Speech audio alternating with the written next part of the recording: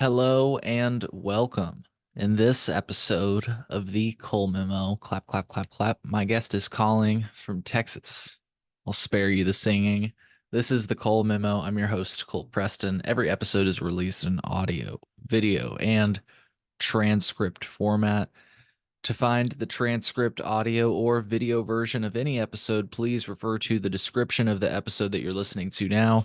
Within that description, you can find a link that will take you to our website, which will display the transcript for this episode and the platforms where you can find this episode in audio or video formats. If you're unable to locate the episode description on whichever platform you're listening from, simply take note of the episode number and visit thecolememo.com. From there, you can find the corresponding episode using our search functionality in the top right-hand corner, and then you'll be able to access the audio, video, and transcript version of the episode. You might also find any links that we reference during the episode so that you might be able to do your own research. If you're not listening to this episode of the Cole Memo on Patreon, then you're listening to this episode later than our patrons. To become a patron, go to thecolememo.com/Patreon. It's a great way to support our show. One of the best ways to support our show is free. Subscribe to or follow our show. Leave us a positive review from wherever you're listening to us from. Favorite this episode, give it a thumbs up, leave a comment, or post a review. Your engagement and support is appreciated. Today is June 19th, 2024. Once again, if I didn't say it already, it is June 19th, 2024, Juneteenth, and I'm sitting down with Austin from Texas Cannabis Collective. Austin, please introduce yourself and tell us where we can find you online. Awesome. Thank you for having me, Cole. I'm Austin Zamhariri. I'm the executive director of the Texas Cannabis Collective. We're a 501c4 nonprofit here in Texas, dedicated to breaking news, advocacy, events focused on Texas cannabis policy, industry, and culture. And you can find us at txcanico.com. You can see it. We're most these days. Everybody has a social media platform that they specifically utilize.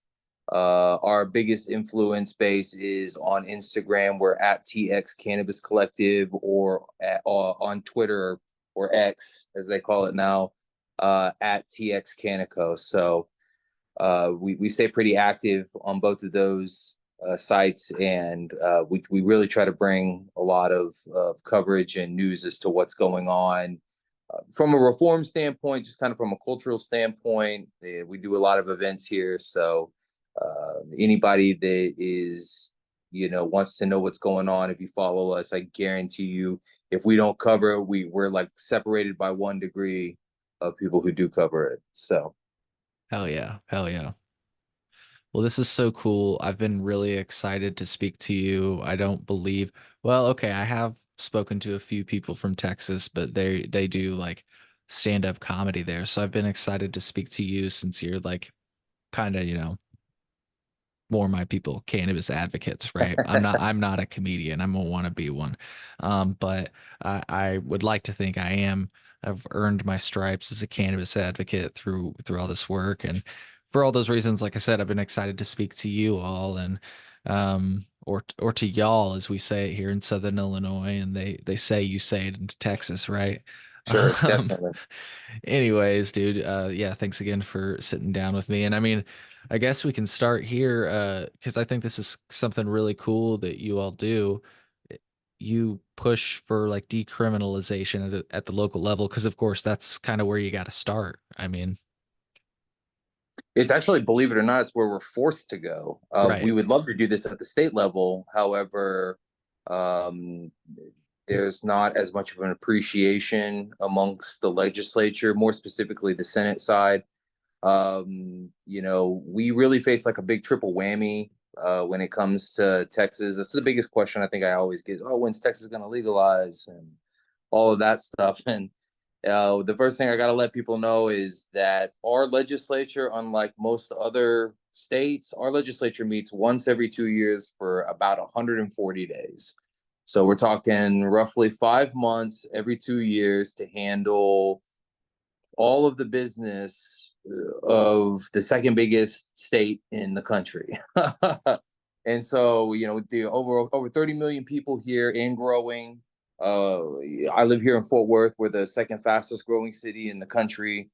We almost have 1 million people here. It's pretty crazy to think that that's how our government works, but it is. And not just that, but in the state of Texas, there is no statewide ballot initiative to gather signatures and put something on like a referendum, at the ballot. That can't be done. It can be done at the legislature, but those bills require like 2/3 majority, both House and Senate. They take for they almost never get done, and they're constitutional amendments. So that's essentially how we would have to do it, which is not. It is very, very, very difficult. Will cost millions of dollars of lobbying to make that happen over probably a process of 3 to 4 legislative sessions. So you're thinking 8 to 10 years. And then I think the third triple whammy, the triple whammy of why it's difficult for us is that, no duh, Texas is very conservative. We are, let's just say, a Democrat hasn't won here statewide election since like the 80s. So it's pretty lopsided when it comes to politics, and it's pretty aggressive out here. Like it's pretty cutthroat when it comes to the politics in Texas. So much so that like right now our current Republican Party is in like utter conflict with one another. Always is almost a civil war within the Republican Party here in Texas. Um, it's pretty crazy. So yeah, that's why I think things are difficult at the state level. But yes, we do have something here in Texas called the home rule. Texas is a very decentralized state. We rely less on what the state says and does. And for cities that are big enough, they're allowed to really kind of make laws that are good for their community. Because Texas is just so big. There's El Paso is very different than Houston. You know what I'm saying?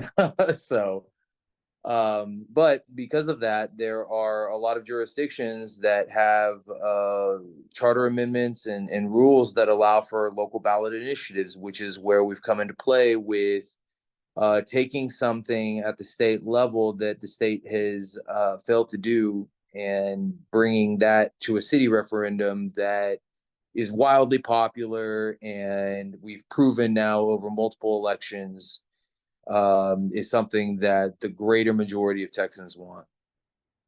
Yeah, and you've done it in several cities now. I mean, the only one I can name that I'm aware of is Austin. I also look on your website right now, and maybe did you do it in Dallas too? Am I wrong? Or So the campaigns that we have been affiliated with specifically are the Denton, San Marcos, and Killeen campaigns, as well as the Lubbock campaign that unfortunately failed earlier this year. And we've also now been working in conjunction on the Lockhart campaign that was completed. The signature phase was completed a couple of weeks ago.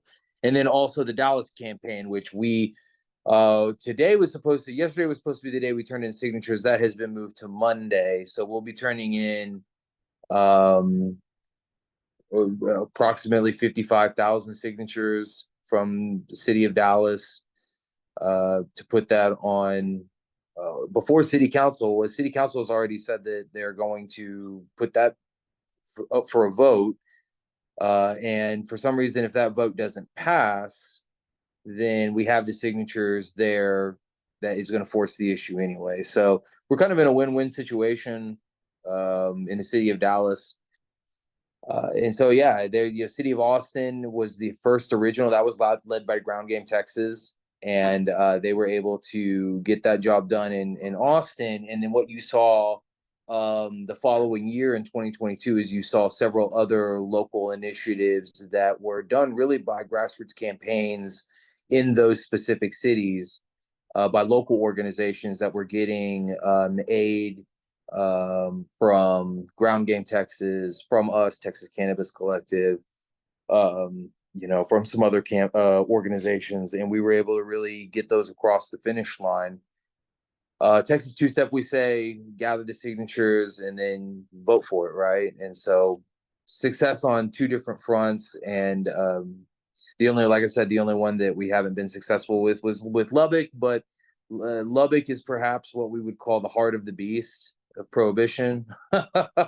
And we were really willing to venture into what I would consider Mordor, if you're familiar with Lord of the Rings, and try to cast the fire into the Mountain of Doom and kind of vanquish it all. Because if we had succeeded in Lubbock, it really would have it would have crumbled the state of Texas. So unfortunately, that didn't happen. And so now we have Lockhart, Dallas going, and that's here in the general on November 5th. And then 2 months later, we'll be ready for the 89th Texas legislature in 2025. So a lot of moving parts, but we're getting there. Yeah, it's so cool to hear about all this. What's so like generally speaking, what's been accomplished so far is like decriminalization of something like an ounce. Is am I correct in saying like that in these different cities, or what is it? Is it a patchwork? So in all of the cities that we've gotten the vote passed, the language has usually been pretty similar. It's misdemeanor marijuana possession, which is up to 4 ounces, so about a quarter pound, right? The biggest thing that I think law enforcement is having an issue with is that it eliminates using smell as probable cause. And so they're saying that that interferes with their ability to use discretion, and stop bigger crimes, and that's just not true. In any, if they really want to like find harder stuff, they don't have to use smell as probable cause. Um, but it is what it is. We've also in these cities, I think the biggest one is they've worked on eliminating funds for testing, so they can't even test the product to see if it's legal hemp cannabinoid or illicit marijuana. And so it's really in these cities, it has effectively, specifically in the city of Austin, we know this, it has dismantled marijuana prohibition. I don't think somebody in the city of Austin, outside of a DPS arrest, which is a statewide agency, you haven't seen an arrest in the city of Austin for simple, marijuana possession and since the ordinance. Colleen is, and now all of these cities, the plot thickens because we have an attorney general who has now sued these cities. And so now there's ongoing litigation in multiple jurisdictions.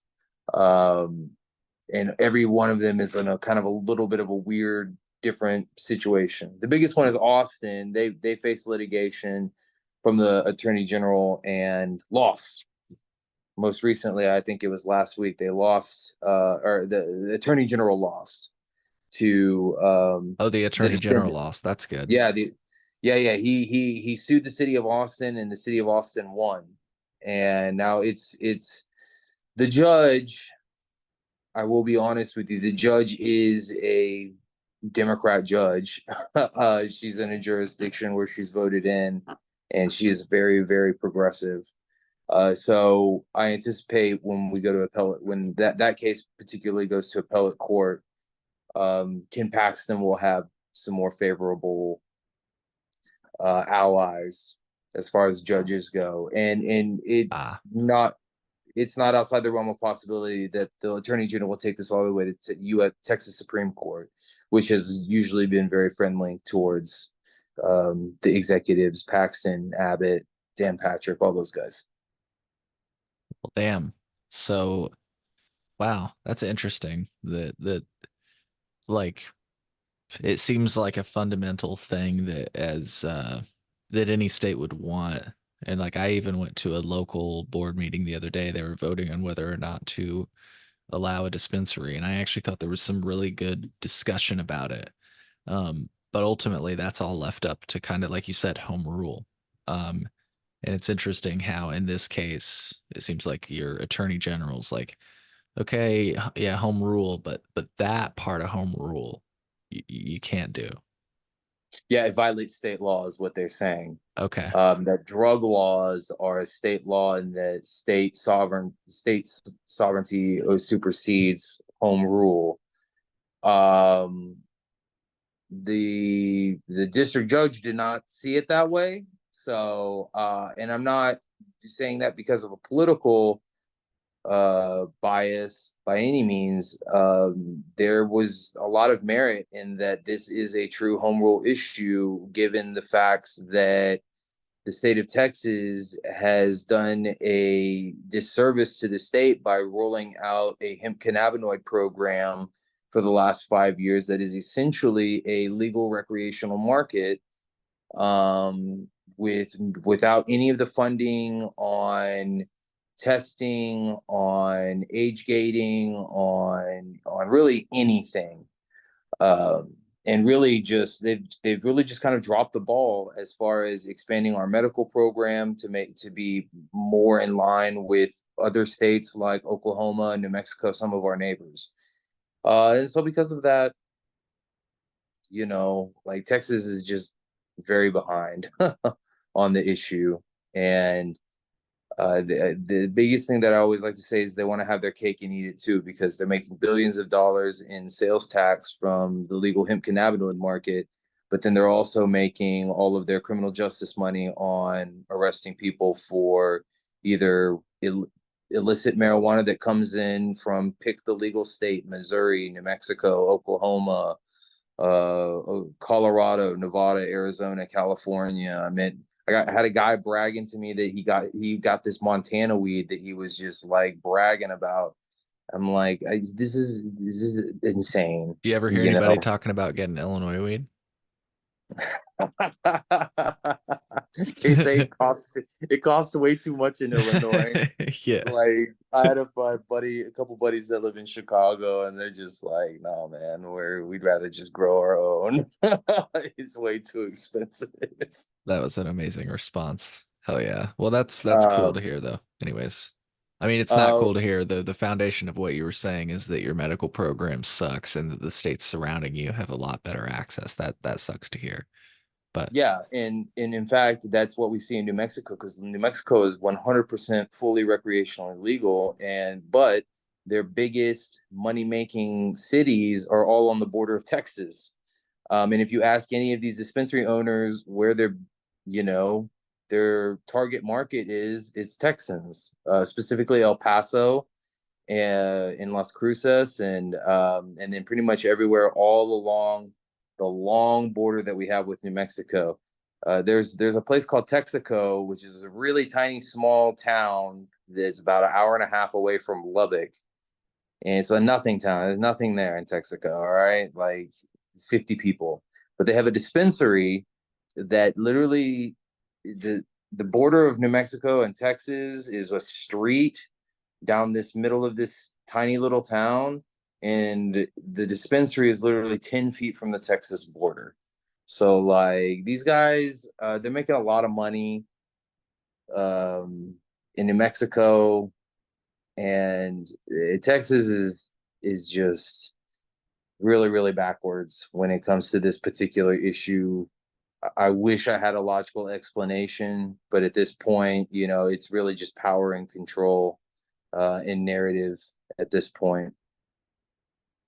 yeah, and I want to get to hemp and stuff like that.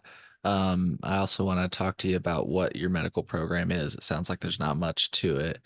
Um, but yeah, I'm curious. Before we get to that, I wrote down, that you gather signatures and all that, and Texas being very conservative. Skipping the easy signatures, right? If you were to knock on my door in Texas and you'd open it up and you could smell the weed probably, and you'd be like, "You want to sign this?" And I'd be like, "Yeah, for sure." Skipping people like that. What's it like to get people that are on the fence and even, like just totally anti? Maybe they just laugh you off their porch. I'm curious to hear about those experiences if you have any. Oh yeah, I mean, sometimes you run into those, and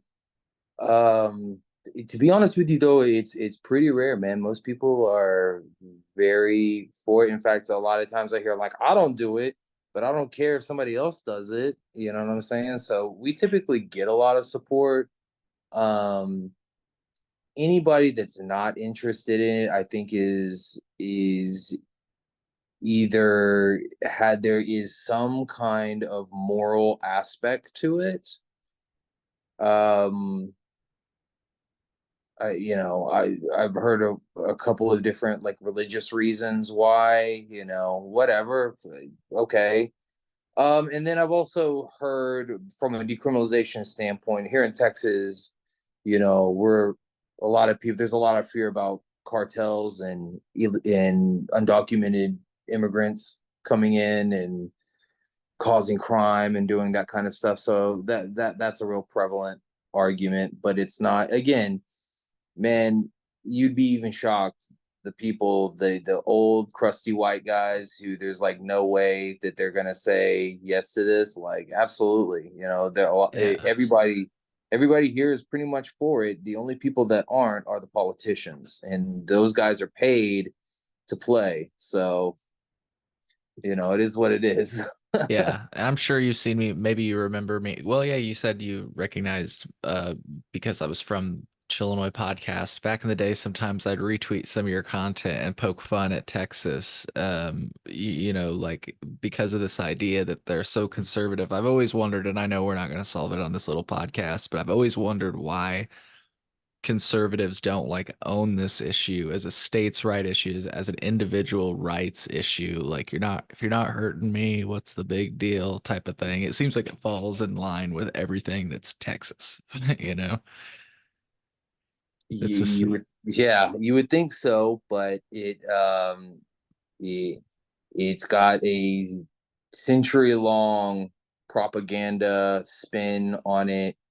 Um, that there's whole budgets and systems that are built around arresting people for it, and um, and seizing their property, which there's like a right, financial incentive for them to do things like that. Yeah. right, yeah, There's a lot to it. civil asset forfeiture is a big one out here. You Right. know what I'm saying? They can like literally take everything you have.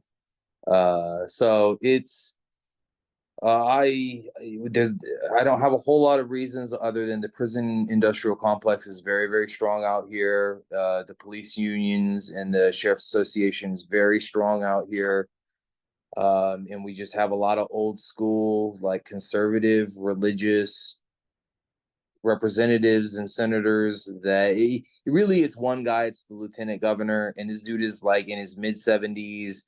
He's not even from Texas, he's from Baltimore, Maryland, and he's just a religious zealot who is against it, and is not interested in how much it helps people. He's more concerned with how it might hurt people, if that's the best way that I can put it. And he's the most powerful man when it comes to legislative work because he controls the entire Senate. And I would say, whereas the Governor Abbott has been very vocal about wanting to see changes. He signed every bill, cannabis bill that has come to Governor Abbott's desk. He signed it, right? He hasn't vetoed one cannabis related bill. So if it gets to his desk, the governor is for it, and he's been vocal about penalty reduction and things to that nature. It's just the lieutenant governor when it gets to the Senate, he literally is Texas Vladimir Putin and just treats it that way. It's the best Yeah. way I can put it.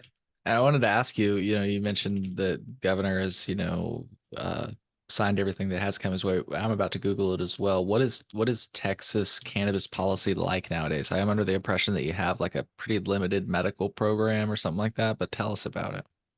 Yeah, we have what's called the Texas Compassionate Use Program. It's what I would call probably the most restrictive, or if one of the most restrictive cannabis programs in the country.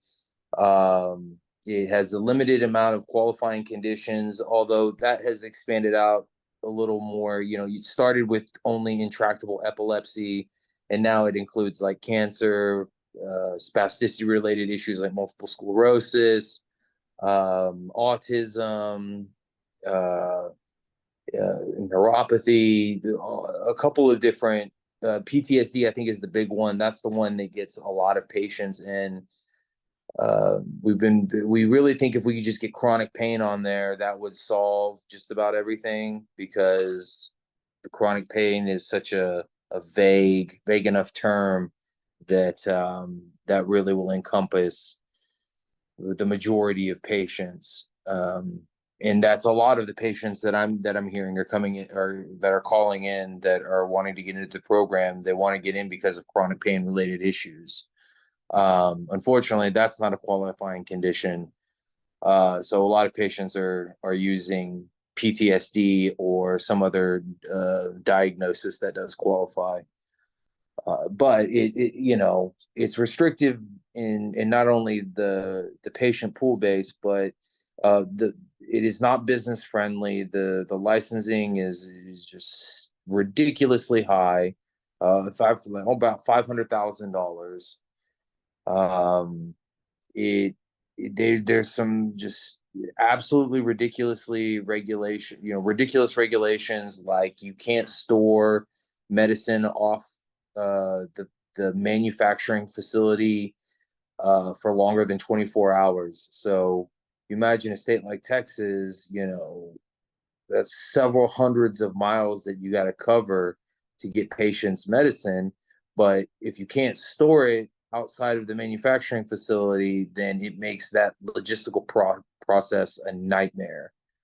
Um, and so access is really difficult. There's no flower in the program. It's all edibles, tinctures, Yeah, and I see it topical. says like low THC. What does that mean? It's a 1% THC cap by dry weight.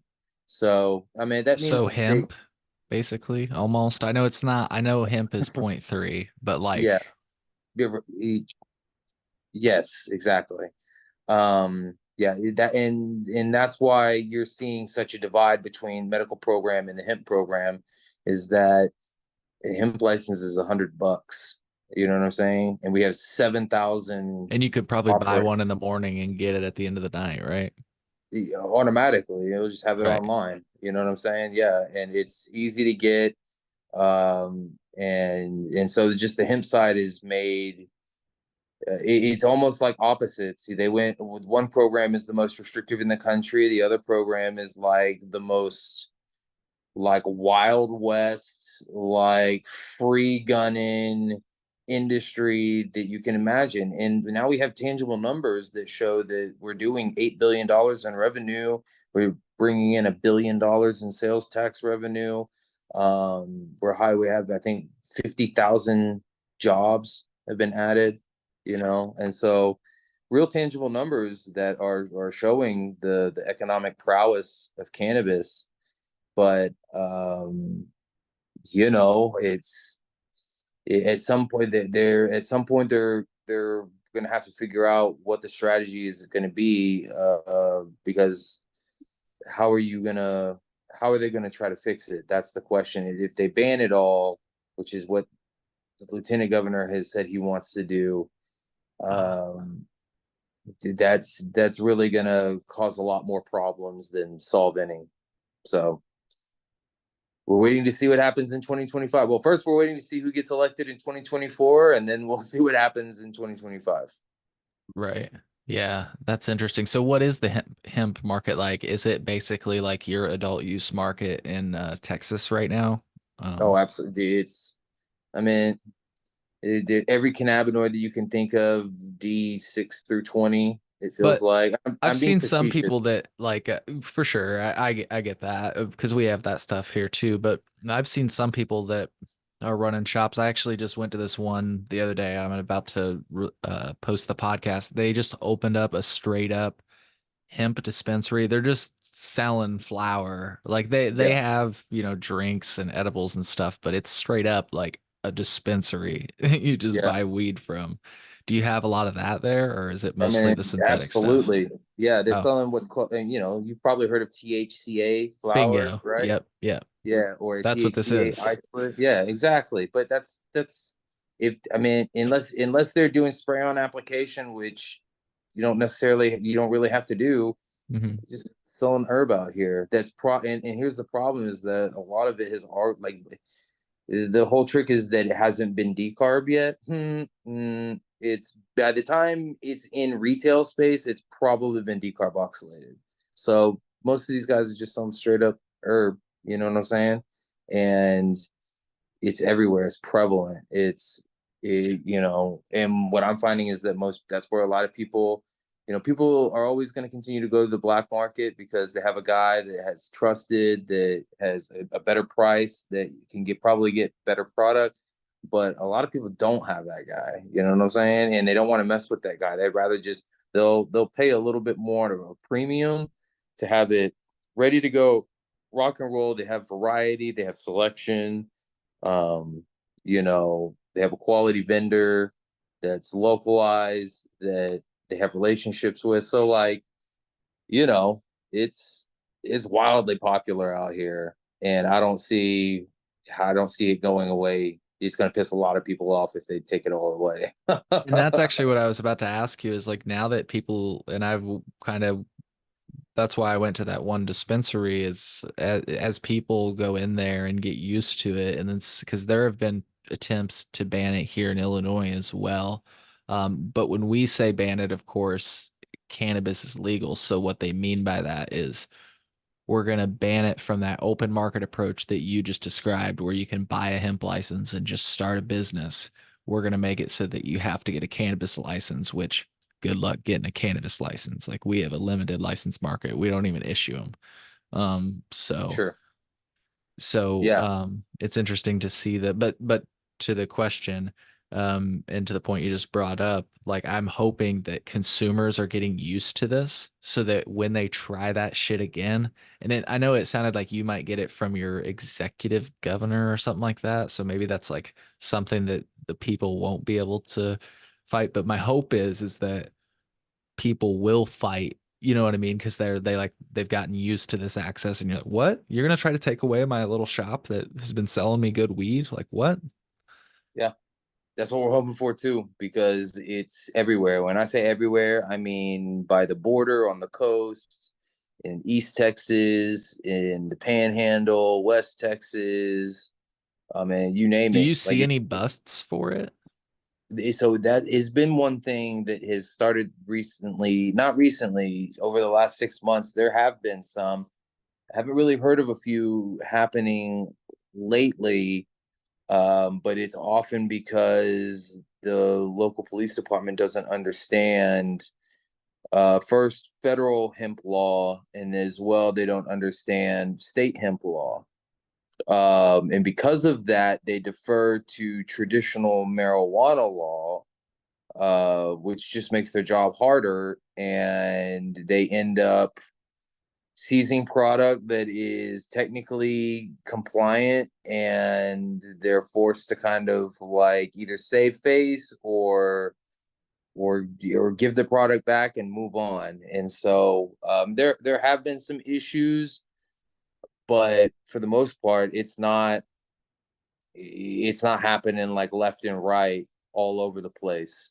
It's happened in a few small towns, not small towns, but like one or two places near a suburb in a metro area. But that's only because that jurisdiction, that law enforcement agency doesn't really know the difference between um, what you know what 0.3% delta 9 THC by dry weight, what that concept is.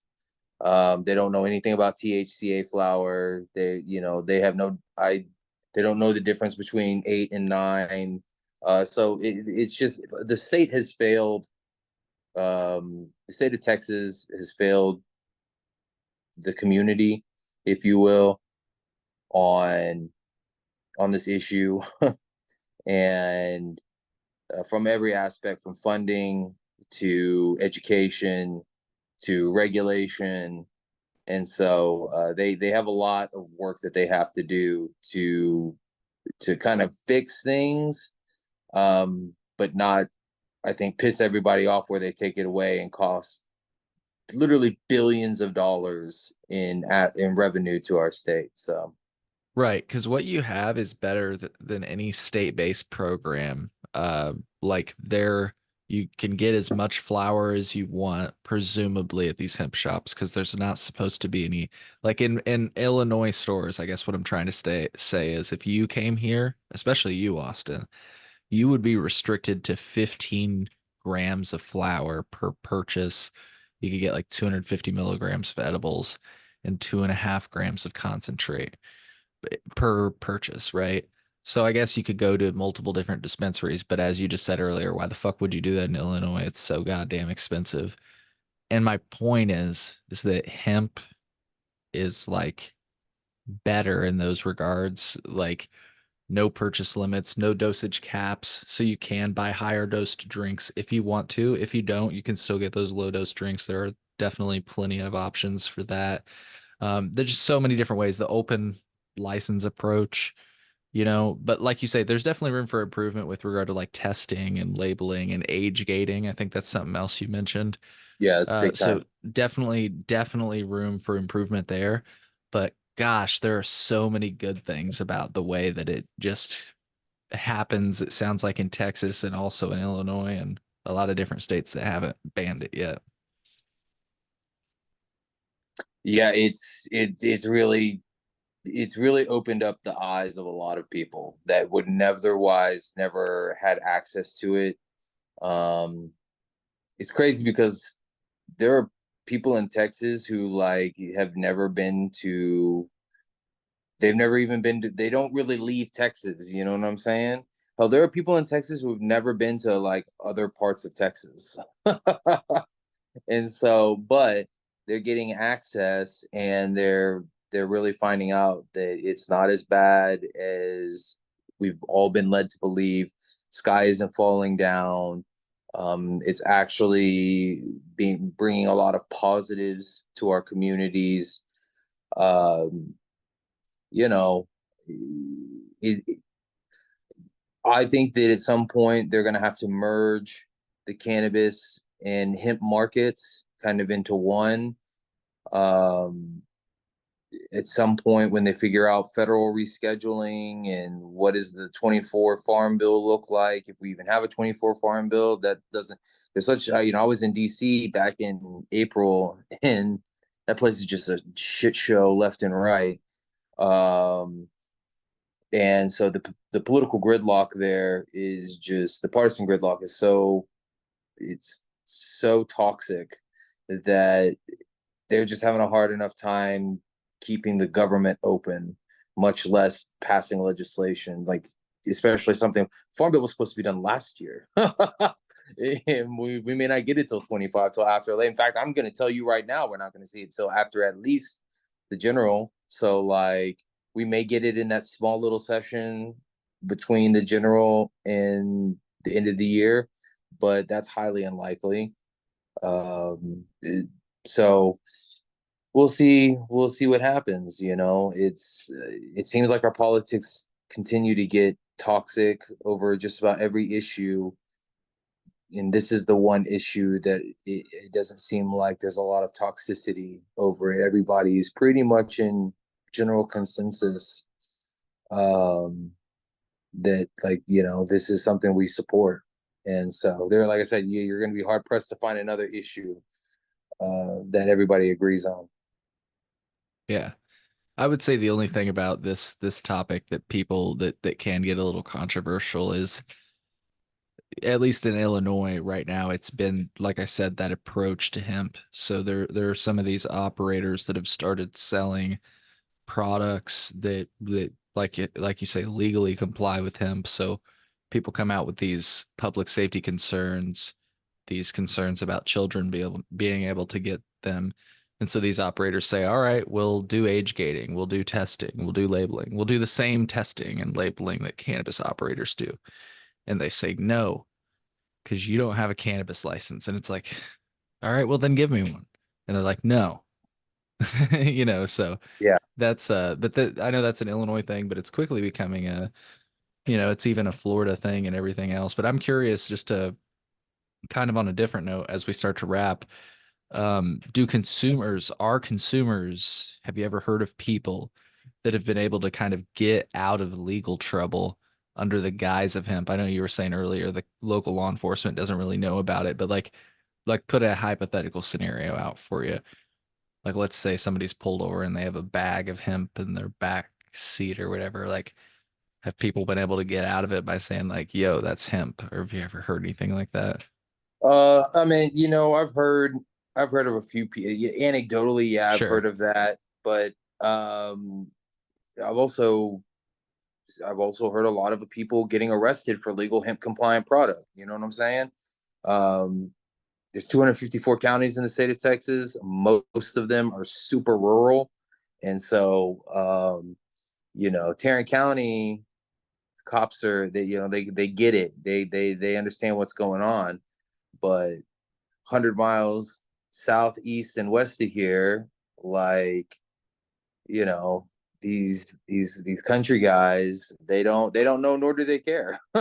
They'll just arrest and deal with it in court. You know what I'm saying? Uh, and so there's a lot of people who've been, prosecuted for something they bought at a legal hemp shop, and we're just in the wrong place at the wrong time. And I've seen some people um, try to use that. A lot of people try to, if they're in probation or parole or something like that, they try to utilize the cannabis program, the compassionate use program.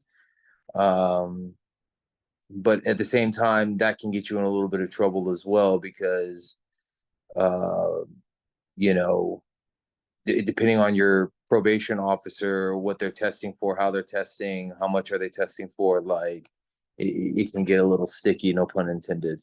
Um, so yeah, it really has made the issue a little bit more difficult because big jurisdictions really aren't prosecuting a whole lot anymore for simple POM, but small jurisdictions absolutely are. And so we're still going to arrest 25,000 plus people for essentially a joint, couple grams, something like that. Damn. Well, Yeah. um, as we start to close, I had just a few other questions, quick ones. Well, this one's just kind of to be funny. As I said earlier, I'm a wannabe comedian. So the scene out of the Texas Chainsaw Massacre, I'm just bringing it up because Texas is in it. If you watch the like, gosh, which one is it? I need to Google this really quick. The one with Tommy Lee, you know who I'm talking about? Or what's that guy's name? Out of R. Lee Ermey. I think that's his name. Yeah. I'll show a picture if you're not familiar with who I am Oh yeah, yeah. No, familiar that's with. the remake. Yes, the remake, exactly. So, yeah, I needed to make sure to get it dated because there's been a few remakes, but I wanted to make sure that we narrowed it down to this remake. So, in this Yeah. remake, it was in like 2000 or so, and I love that a plot point in it because it was from like that time period was they're pulled over in this van and the cop finds a joint, and as a result of that he takes his gun out and he's like pointing at them, you know what I mean? And it's funny because it didn't even require you at the time to suspend your disbelief. Like that was a totally appropriate reaction. You know what I mean? As if it's like Right. he found like a knife or a gun. He finds this little Right. doob. I don't know. Yeah. Yeah. I love it. Is that the one where they have like the pinata full of like Yes, they end up weed? having They throw that. it out. Yeah. If Right. only they knew that was the least of their problems is losing a bunch of herb. Exactly. Exactly. But I love that they like yeah, they didn't even question it. It was kind of baked in the movie. They didn't even question it. It's like, "Oh yeah, what he's doing is totally fine because what we have warrants that type of response." You know what I mean? To get your gun out as if they're going to hurt them, right? Or hurt him. So anyways, just thought that was like kind of a funny part of that movie that like as time has gone on to look back at that now, it's like, wow. The last question, I'm just curious because I started this podcast in 2019 and I only felt comfortable like getting on it and talking about cannabis and actually smoking cannabis on the podcast because that's when we legalized it. You know, there's still criminalization in Illinois and everything, but that's ultimately why I felt comfortable doing that. Um, like how does that feel for you? Do you still like since you're not in a legal state, do you still feel like you're in like prohibition, you're looking over your shoulder all the time? Like I'm just curious. Do you get my question? Yeah, yeah, yeah. Not really, not anymore. It's not like where we live in the major metro area, it's not that big a deal and everybody does it anyway. So it's really not the paradigm shift has even reached Texas, if you will. Um and it was funny because, and I like to share this story. We went when we were in Washington, we were there for the Last Prisoner Project, and we were right there in front of the White House. And like, we were sparking up blunts right there in Lafayette Park, rocking and rolling. They're like, "Hey, man, that's like a federal crime to do that here." Just like, please let Joe Biden come arrest me right now. Like, I dare him to. And Yeah. It'd be cool it's to funny frame that because ticket. there was some people that were like, "Oh man, these Texas boys, man, they don't give a fuck at all." And it's like, come live in Texas and you will find out how quickly we do not. We really you come and take it. You know what I'm saying? Like that's the attitude, the mentality out here. And so we're just gonna keep trekking along and keep forcing the issue and keep being loud and obnoxious even. And they have we don't you think we want to be at the legislature? No, I would rather be in a field somewhere doing a cannabis cup, hanging with my people. um, but until then we're forced to go city by city, go to the legislature, make a scene, waste people's time, money, effort, all of that stuff. And so finally when things change, we'll get to look back at these times and laugh hysterically at how asinine it was. Yeah. I think you said just real quick, the decriminalization, it's only been for possession so far. Has there been anything that like includes like a small amount of cultivation or anything like that, or is that just a no? No, yeah, no, no home grow. Like Yeah. there, I mean, that's almost a non-negotiable when you try to Yeah. put that in legislation. It's like the first thing that gets stripped every bill. So, it's something whether anybody wants to accept it or not, it's something that's coming.